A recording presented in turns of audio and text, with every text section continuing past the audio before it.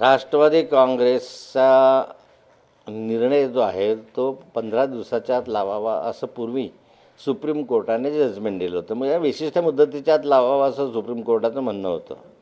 परंतु नार्वेकरांनी यामध्ये वेळ काढूपणाचं धोरण घेतलं आणि आत्ताही सुप्रीम कोर्टाला सूचना करून त्यांची मान्यता घेऊन 15 दिवस आणखी ही मुदत वाढवली.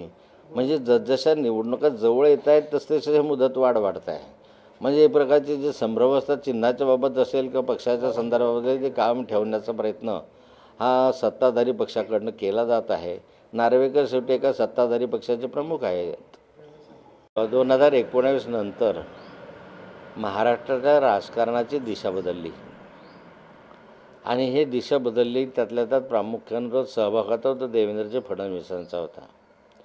जे घाणेरडं राजकारणाची सुरुवात झाली, याला तोडणं त्याला जोडणं, याला घेणं त्याला घेणं, याच्यामागे ईडी लावणं त्याच्यामागे चौकशा लावणं, ही सुरुवात झाली देवेंद्रजींच्याच कालखंडामध्ये झाली. त्यामुळे प्रामुख्यानं अलीकडचं जे राजकारण नासवलं गेलं त्यामध्ये देवेंद्र फडणवीसांचा फार मोठा हिस्सा आहे. गिरीश महाजन काही वाकडं करू शकणार नाही. आपला बॉस सागर बंगल्यावर बसला आहे, तुम्ही कार्यक्रम करा, तुम्हाला सुखरूप घरी पोहोचवण्याची जबाबदारी आमची, असं वादग्रस्त वक्तव्य नितीश राणेंनी केलंय. नितीश राणेंनी हे वक्तव्य जुनंच केलेलं आहे. पण नितीश राणे मला वाटतं या सर्वांपेक्षा मोठे नेते दिसत आहेत की त्यांचा बॉस जो आहे तो सागर बंगल्यावर आहे. म्हणजे प्रत्यक्षपणे गृहमंत्र्याकडे त्यांनी गुंगुली निर्देश केलेला आहे.